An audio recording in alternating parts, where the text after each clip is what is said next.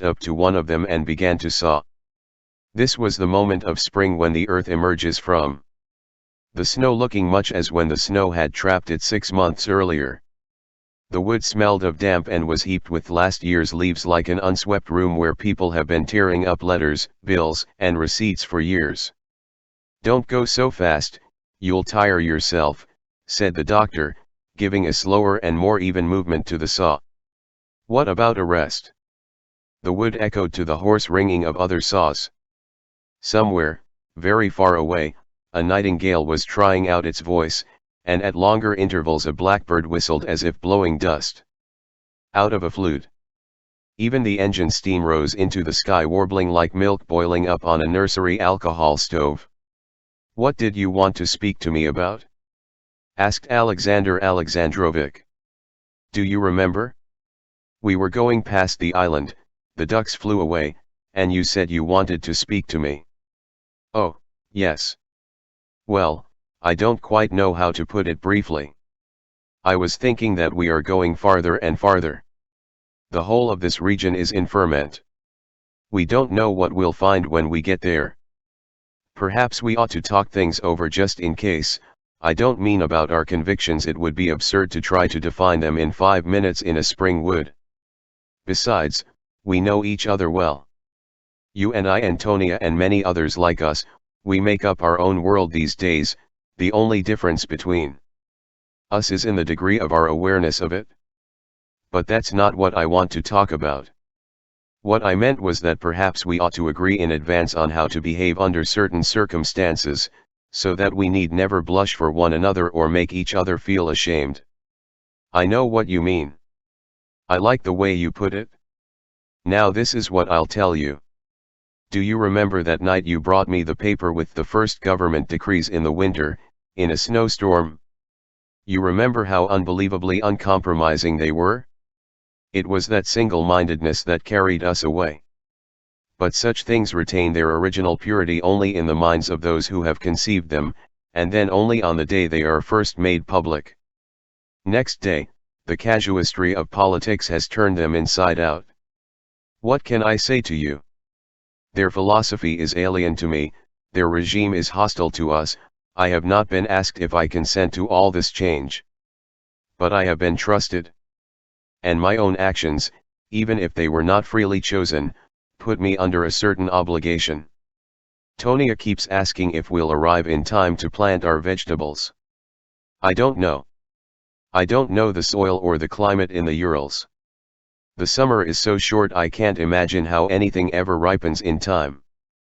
But after all, it is not for the sake of gardening that we are going all this enormous distance. No, we had better face things honestly. Our object is quite different. We are going to try to subsist in the modern fashion, taking our share in the squandering of old Kruger's properties, his factories and machines. We are not going to rebuild his fortune. But like everyone else and in the same incredibly chaotic way we'll fritter it away and lend a hand in the collective squandering of thousands for the sake of earning a kopek's worth of living. Not that I would take back the estate on the old terms, even if you showered me with gold. That would be as foolish as to start running about naked or trying to forget the alphabet. No, the age of private property in Russia is over, and anyway, we Gromikos lost our acquisitive passion a generation ago. 27. It was too hot and stuffy in the car to sleep. The doctor's pillow was soaked in sweat. Carefully, so as not to wake the others, he got down from his bunk and pushed open the car doors. Sticky damp heat struck him in the face as if he had walked into a cobweb in a cellar. Mist, he guessed. Tomorrow will be scorching hot. That's why it is so airless and so heavy and oppressive now. It was a big station, possibly a junction. Besides the mist and the stillness, there was a feeling of emptiness, of neglect, as if the train had been lost and forgotten. It must be standing at the farthest end of the station, and so great was the maze of tracks separating it from the station buildings that if, at the other end of the yard, the earth were to open and swallow up the station, no one in the train would have noticed it. Two faint sounds could be heard in the distance. Behind him, Where they had come from, there was a rhythmic splashing, as if clothes were being rinsed or the wind were flapping a heavy, damp flag against a pole. From ahead there came an even rumbling, which made the doctor, who had been at the front, prick up his ears. Long-range guns, he decided after listening to the calmly echoing, low, sustained note. That's it, we're right at the front. He shook his head and jumped down from the car. He walked a few steps forward. 2 cars farther up, the train ended. The rest had been uncoupled and had gone away with the engine. So that was why they were so keyed up yesterday, the doctor thought. They had a feeling they would be thrown in as soon as we arrived.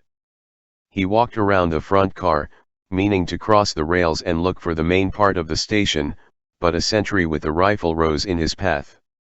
Where are you going? Got a pass? What is this station? Never mind. Who are you? I am a doctor from Moscow. My family and I are passengers on this train. Here are my papers. To hell with your papers. I'm not such a fool as to try to read in the dark.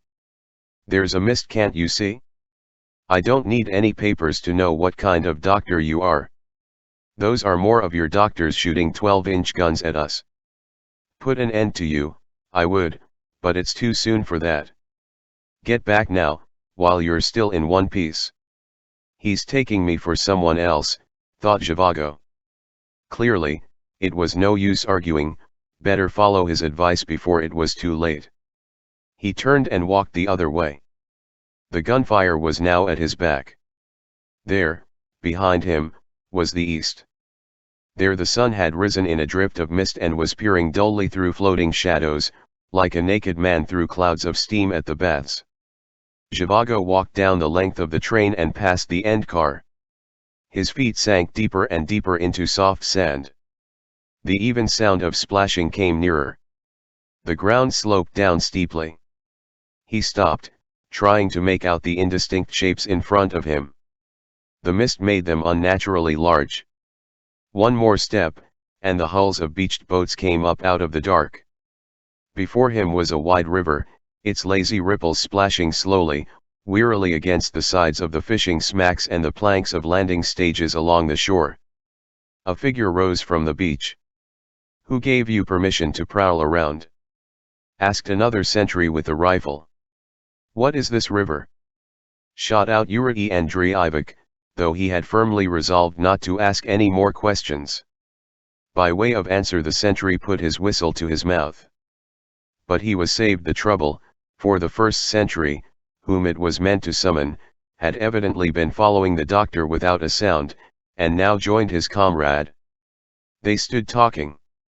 There's no doubt about it. You can tell this kind of bird at a glance. What's this station? What's this river? There's dust in your eyes. What do you say? Shall we take him straight to the jetty or to the train first? I say to the train. See what the boss says. Your documents, he barked. Grabbing the bunch of papers in his fist and calling back to someone. Keep an eye on him, he strode away with the first sentry toward the station.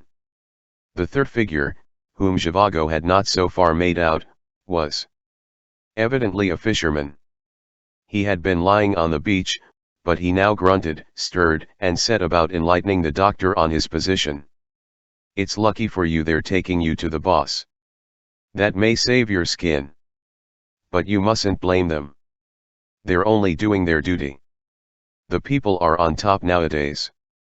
Perhaps it's even for the best in the long run, though there isn't much to be said for it now. They've made a mistake, you see. They've been hunting. Hunting all the time, for a certain man. So they thought it was you. That's him, they thought, that's the enemy of the workers' state, we've got him. A mistake, that's all it is. If anything happens, insist on seeing the boss. Don't you let those two get away with anything. They're politically conscious, it's a misfortune, God help us. They'd think nothing of doing away with you. So, if they say come along, see you don't go. Say you must see the boss. From the fisherman Yuri Andreevich learned that the river was the famous waterway, the Renva, and that the station by the river served Rajvili, an industrial suburb of the town of Uriatin. He also learned that Uriatin, which lay a couple of miles upstream, seemed now to have been recaptured from the whites. And that there had been troubles in Rajvili and that they too seemed to have been put down. The reason for the great stillness all around being that the station area had been cleared of civilians and strictly cordoned off. He learned finally that among the trains at the station which were used as military offices was the special train of Army Commissar Strelnikov, to whom the 2 sentries had gone to report. A 3rd sentry now came from the direction in which the 2 others had gone. He was distinguished from them chiefly by the fact that he pulled his rifle after him, the butt trailing on the ground, or propped it up in front of him like a tipsy friend who needed his support. This guard took the doctor to the commissar. 28. Sounds of laughter and movement came from one of the 2 coupled parlor cars to which the guard, after giving the password to the sentry, took the doctor, but they ceased the moment the 2 men went in. The guard led the doctor down a narrow passage to a wide central compartment. It was a clean, comfortable room where tidy, well-dressed people worked in complete silence. The doctor had had a very different idea of the background of Strelnikov, the famous non-party military expert who was the pride and terror of the region. But undoubtedly the real center of his activities lay elsewhere, closer to the staff HQ. And to the field of military operations. This could only be his personal suite, his private office and sleeping quarters. Hence the stillness, rather like that in a steam bath with cork floors and attendants in soft slippers. The office was in the former dining car, carpeted and with several desks in it. "One moment," said a young officer whose desk was by the door. He nodded absent-mindedly, dismissing the guard who left, rattling his rifle butt on the metal strips nailed across the floor of the passage. After this, everyone felt free to forget the doctor and paid no more attention to him. From where he stood at the entrance he could see his papers lying on a desk at the far end of the room. The desk was occupied by a man who was older than the rest and who looked like an old-style colonel. He was an army statistician of some sort. Mumbling to himself, he consulted reference books, studied field maps, checked, compared, cut out, and pasted things in. After looking around at every window in the room he announced, "It's going to be hot," as though forced to this conclusion only by the examination of all the windows. An army electrician was crawling about on the floor mending a broken wire. When he reached the desk by the door the young officer got up to make room for him. At the next table a typist in an army leather jacket was struggling with her typewriter.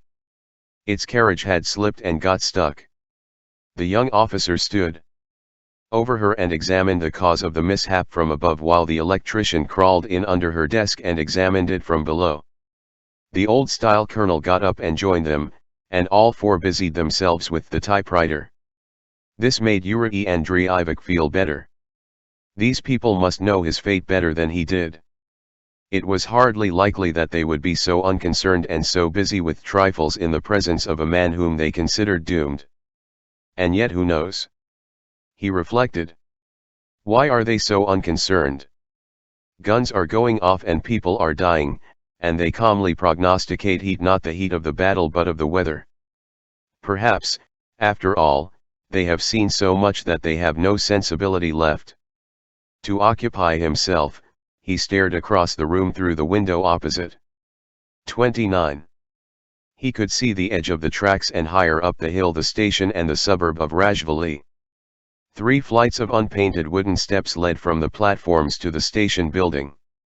At the end of the tracks there was a large graveyard for old engines. Locomotives without tenders, with smokestacks shaped like the tops of knee boots or like beakers, stood smokestack to smokestack amid piles of scrap. The engine graveyard below and the human graveyard above. The crumpled iron on the tracks and the rusty iron of the roofs and shop signs of the suburb, composed a single picture of neglect and age under the white sky scalded by the early morning heat.